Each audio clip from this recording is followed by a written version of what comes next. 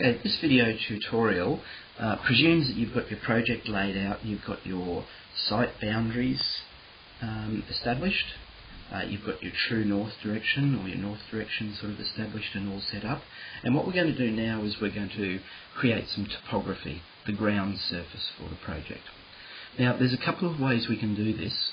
The way that we're going to be doing in this tutorial is we're simply going to be tracing over a site plan with contours that you might be able to acquire for your project.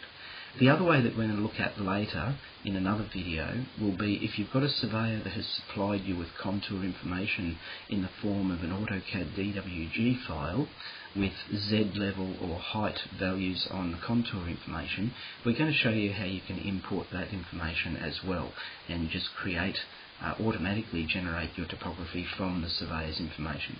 But in this particular instance, we're just going to be importing an image file, which could be a scanned image of a paper copy of a contour plan that you've had, and we're going to trace over that contour plan. So to do that, just from the Insert menu, from the Insert tab at the top here, I'm going to go and insert an image. So it's an image file that I'm inserting, and I'm going to browse into the appropriate folder where my image file might be. So like I said, this might simply just be a scanned in JPEG image of a contour plan that you might have. So I'm simply going to open up that image. You can find your own image there, and initially I would tend to just place that image off to the side somewhere. So as you can see, there's a couple of things going on through here. Well, I might even muck this up a little bit just to suit your cases, but in this particular case I can see that the orientation, because of the way this image was made from the location it was made in, that this image is already orientated at the correct rotation. So just in case it isn't though, probably the first thing you might have to do, I'm just going to bump this up and muck this up like it might come in. You might end up getting your image coming in something like that.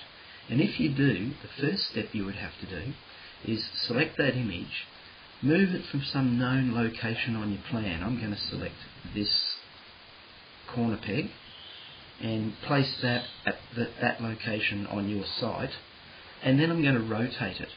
So I'll rotate that image, I'll move my rotate icon here into that same corner peg. Now I'll place a reference point on the image, say the diagonally opposite corner peg, and I'll rotate that image around to that diagonally opposite corner peg just there on the actual plan. So what I've done by doing that is I've now orientated the image with the correct rotation. We'll next have to scale it up. But just because I didn't need to do that for the demonstration of this purpose, if you are following me through for this actual project, I'm just going to undo all of that. Undo until I get back to that rotate, because if you are working on this same project that I'm working on, you won't need to rotate that at all. It already is in the correct orientation. So after you've got in the correct orientation, the next step you need to do, and I'm just going to move this into position again, like I said, moving it from one known location on your drawing, or on the image I mean, to the correct location in your actual project. When that's in that correct orientation and position like that, the next thing I'm going to do is scale it. So with the image selected, here's your scale tool here. Look for your scale tool. I'm going to scale it from that same position that we're using as a reference point. I'm going to scale it using the starting distance to that far corner peg, and I'm going to correct that image starting distance of that point and point over to this end of the property here and click, and I want to try and get it as near as I possibly can, so I'm going to type SC for snap to the centre of that circle.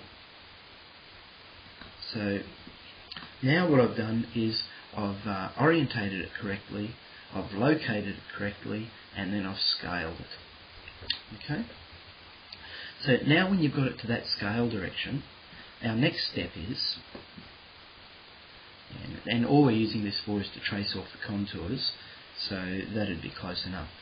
You next need to have a bit of an understanding about what these contour heights are.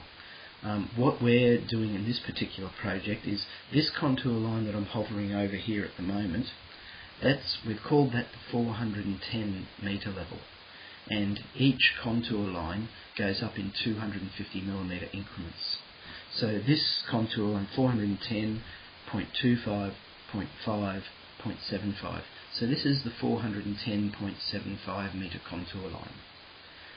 Remembering that, I'm going to go to the Massing and Site toolbar, and I'm going to go to Topo Surface, and I'm going to set my elevation at 410750. So that's 410.75 metres.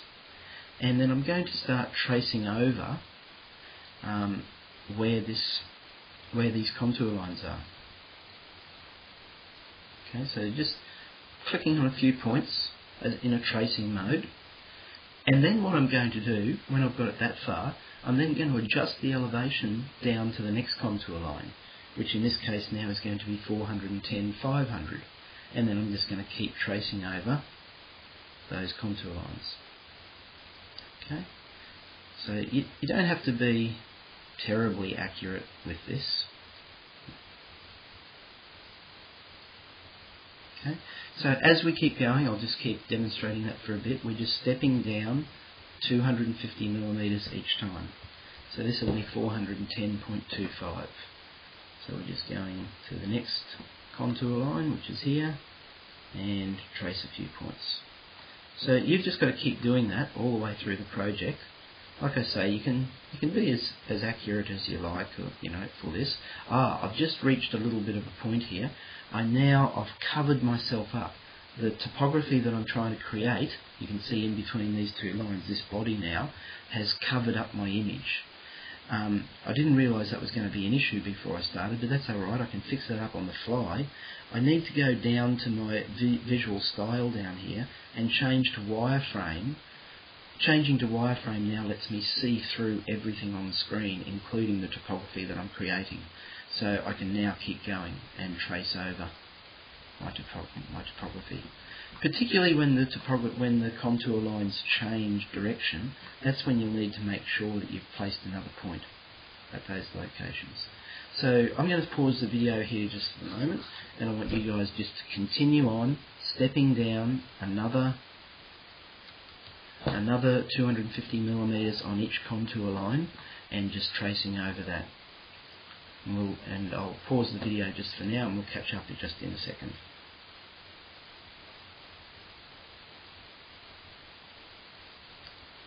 So I'm just back here now. I'm just back finishing off down towards the bottom, and I'm coming down at I'm about 407 metres to do this line through here, and then so the last one that I should be finishing at will be 406,750.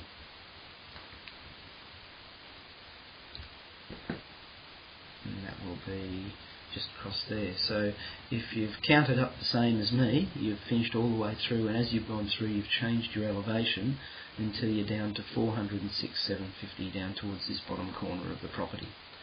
When you've done that, then it's simply a matter of clicking the tick to finish the surface, and you're done. To check out what you've done, you can go to your 3D view. I'll just save the project as I'm doing there.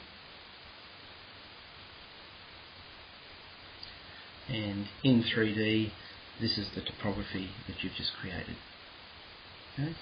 So it is falling in the right directions, etc. So I'll just stop the video at that point, and the next video we're going to go on with, we're going to start splitting the topography up and then grading it to different levels to suit the earthworks. We'll catch you then.